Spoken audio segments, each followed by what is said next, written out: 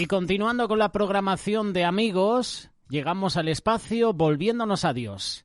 En esta mañana queremos dar la bienvenida a Manuel Montoya. Buenos días, Manuel, ¿cómo estás? Muy buenos días, José, muy buenos días a todos nuestros amigos oyentes. Contento de estar aquí con todos vosotros en este tiempo de radio, en Radio Solidaria, hoy para tratar un tema que quizás te hayas preguntado en alguna ocasión.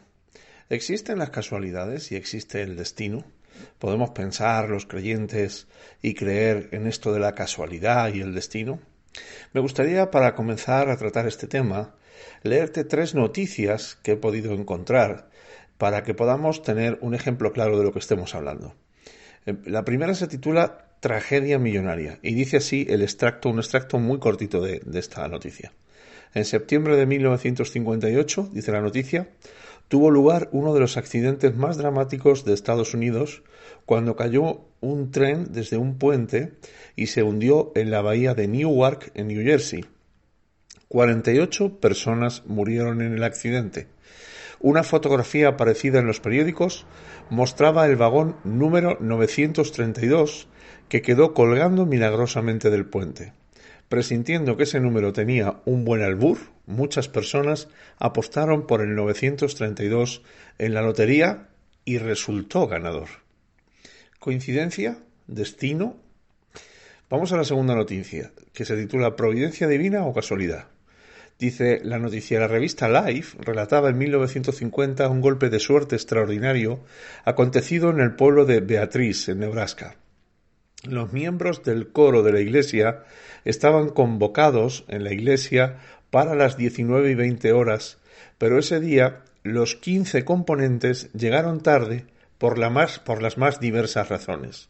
Algo providencial les impidió acudir a la cita y a las 19:25, 5 minutos después de la cita a la que nadie acudió, la iglesia estalló a causa de un fallo de la caldera. ¿Casualidad?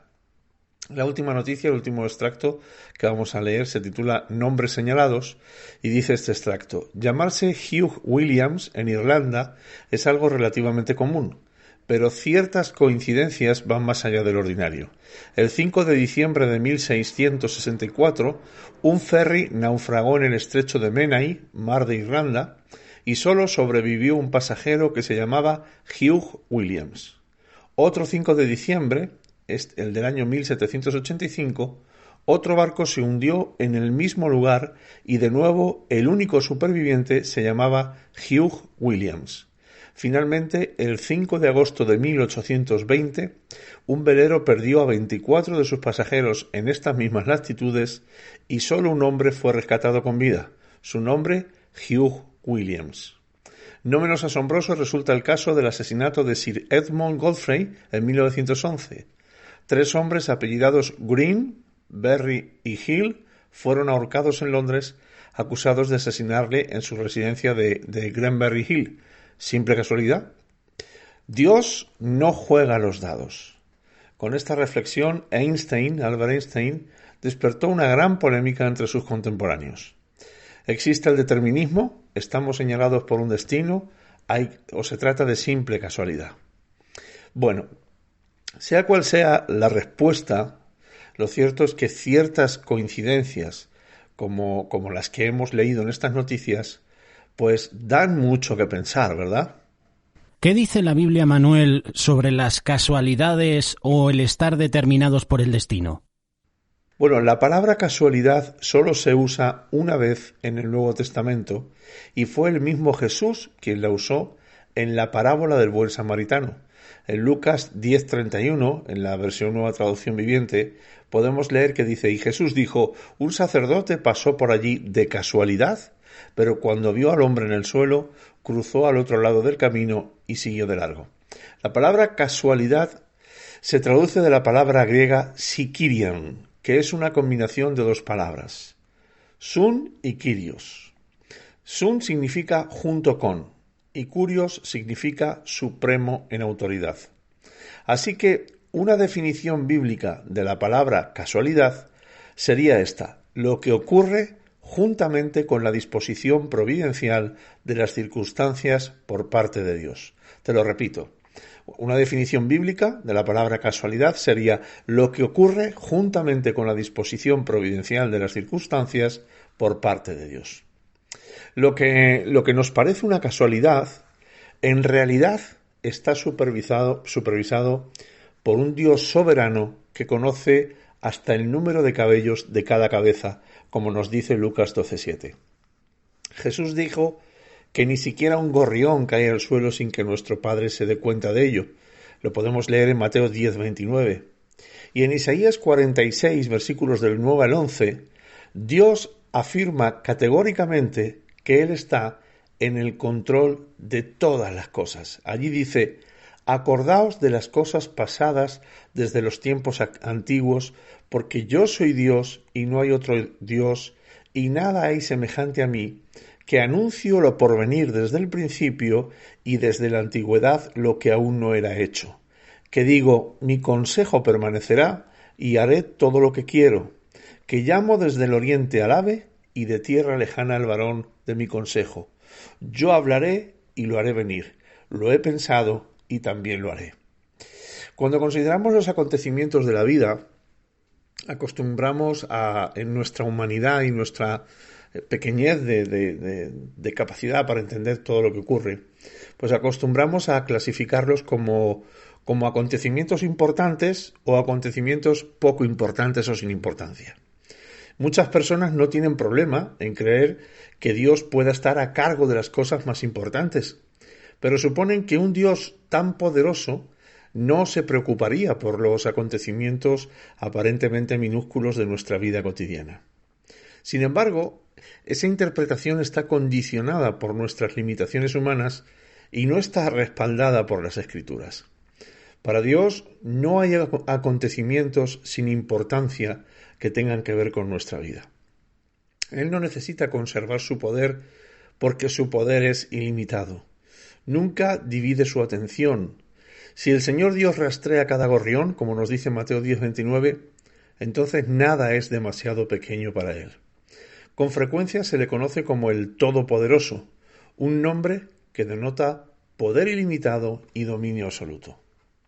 ¿Por qué creemos, Manuel, las personas en las coincidencias? Bueno, los humanos explicamos los sucesos inesperados y los encuentros sorpresivos citando las coincidencias.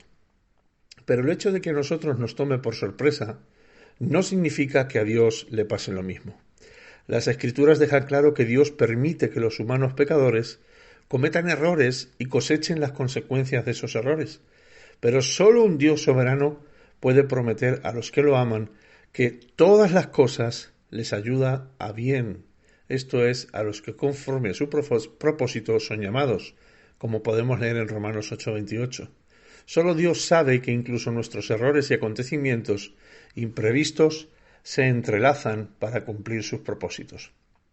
También vemos en el Antiguo Testamento cómo muchas veces Dios utilizaba el Urim y el Tumim, piezas del efod del sumo sacerdote, para ayudar a dar orientación e instrucción. Lo podemos leer en Éxodo 28:30 o en Levítico 8:8 o en 1 Samuel 30, versículos 7 y 8. En el Nuevo Testamento vemos a los apóstoles confiar en la soberanía de Dios cuando echan suertes para elegir al nuevo discípulo que reemplace a Judas.